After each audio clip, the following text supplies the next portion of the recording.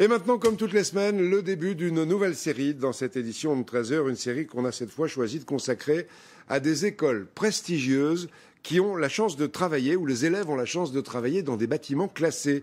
Ça change tout. Par exemple, dans l'un des sites de l'École nationale supérieure des arts et métiers à Cluny en Bourgogne. On commence avec cette école prestigieuse, l'école dans l'enceinte de la célèbre abbaye où nous emmènent Kathleen Emery et Jean-François Drouillet.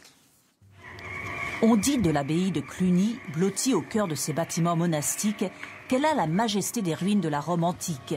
Au Moyen-Âge, elle fut la plus grande église du monde chrétien, puis la Révolution française est passée par là.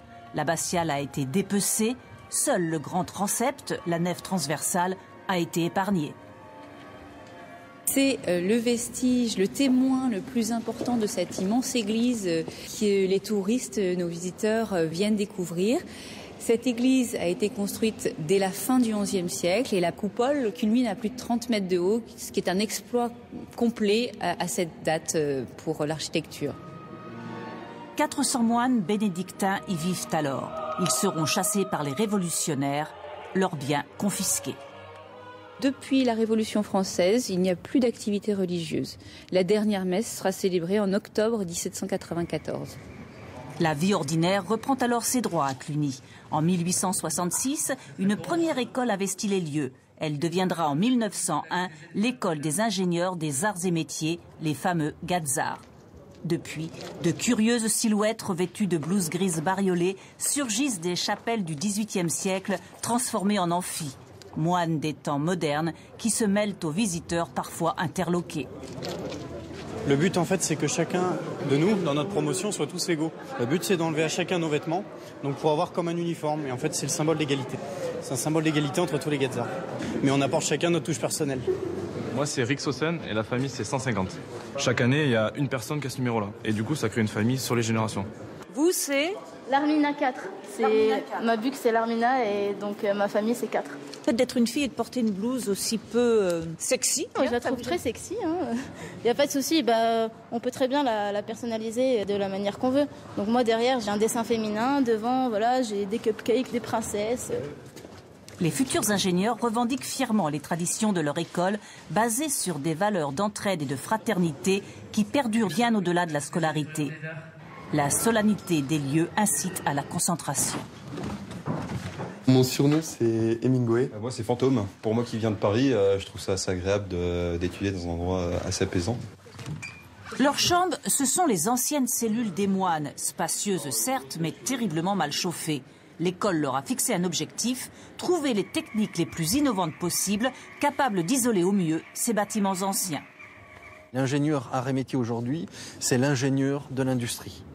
Dans tous les domaines industriels, on trouve des ingénieurs art et métiers qui développent les technologies de demain. Dans ces ateliers construits à l'emplacement des anciens potagers des moines, les Gazards planchent. On va programmer la géométrie en fait de la pièce à réaliser. Leurs recherches doivent permettre de réduire de moitié la facture de gaz de l'école. Des travaux d'isolation qui s'ajouteront aux 22 millions d'euros versés ces dernières années par l'État pour restaurer l'abbaye. Ce bâtiment, appelé Farinier, a été totalement rénové sur ses 2 étages.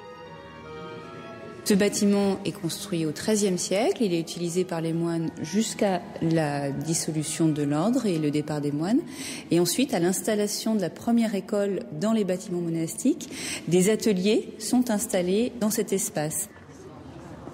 Les 4000 habitants de Cluny sont très attachés à leur grande école qui rayonne dans la région, génère un collège, un lycée, des classes prépa et joue le rôle d'ascenseur social. C'est important pour la petite ville de Cluny, parce que ça fait travailler du monde. On les croise toute l'année, on les voit dans les cafés, on les voit dans la rue, ils font partie du paysage de Cluny. Et puis un Gazard qui a fait Cluny, c'est un Gazard qui revient jusqu'à la fin de sa vie tous les ans, comme un saumon, remonte. Donc ça donne aussi un sens à la ville et à la ville de Cluny particulièrement. Les jours de cérémonie, les étudiants de l'École nationale des arts et métiers revêtent l'uniforme, comme lors des journées portes ouvertes. On a aujourd'hui beaucoup de lycées de prépa qui viennent visiter l'école. C'est vrai qu'on a une école qui est assez particulière. L'uniforme est un peu la marque de cette identité puisque c'est à l'origine une école militaire. Après, donc, elle a été démilitarisée et on a quitté l'uniforme après la Première Guerre mondiale. Mais on a gardé le droit de la porter puisqu'on a été décoré du titre de la Légion d'honneur et de 2 croix de guerre. Donc vous allez nous suivre, on va commencer par le musée de l'école parce que vous le savez, on a beaucoup de traditions aux arts et métiers. Les Gazards résument à leur manière leur attachement à ces lieux majestueux. À Cluny, disent-ils, on pleure 2 fois en arrivant et en partant.